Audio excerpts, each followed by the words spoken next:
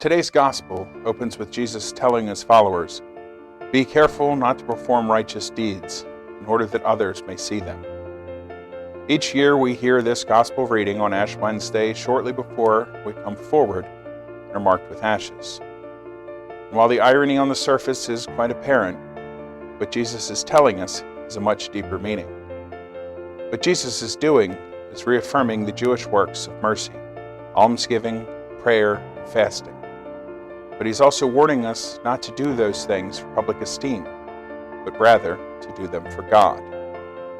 Unless your actions are leading others to God, Jesus is warning, they are leading others from God. Later on in the gospel, Jesus gives us the way in which we should pray. When you pray, go into your inner room, close the door, and pray to your Father in secret. For what your Father hears in secret, he answers.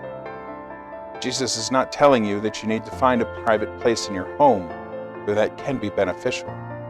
But rather, he is speaking of the quiet in our hearts.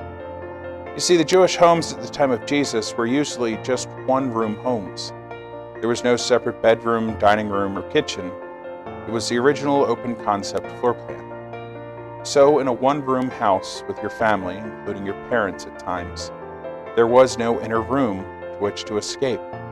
That inner room was within your heart. And while these words from Jesus are focused on prayer, the same can be true for our Lenten sacrifice. As we begin this Lenten season, many will ask or be asked, what are you giving up for Lent? A few years ago, I surprised a bunch of people on Facebook with a comment I made.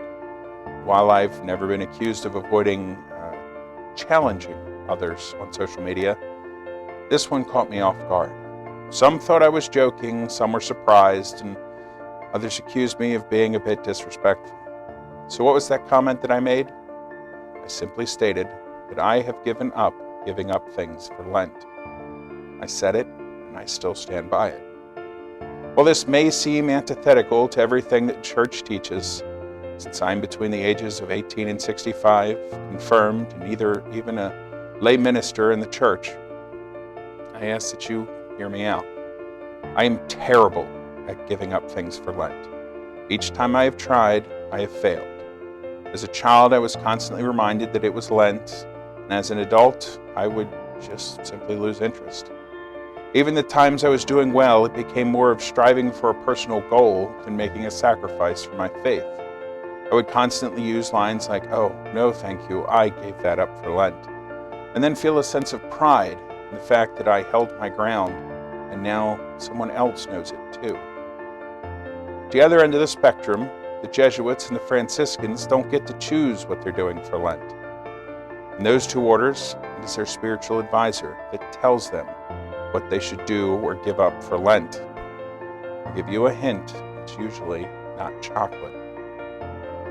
This way, they have a Lenten sacrificial challenge that will shape them, form them, and better prepare them for the sacrifice at Good Friday and the glory at Easter. Maybe this is the path you want to take. It is perfect.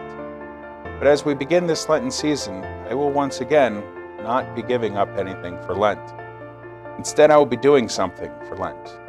Each year, I find something I feel called to do and make that my Lenten sacrifice.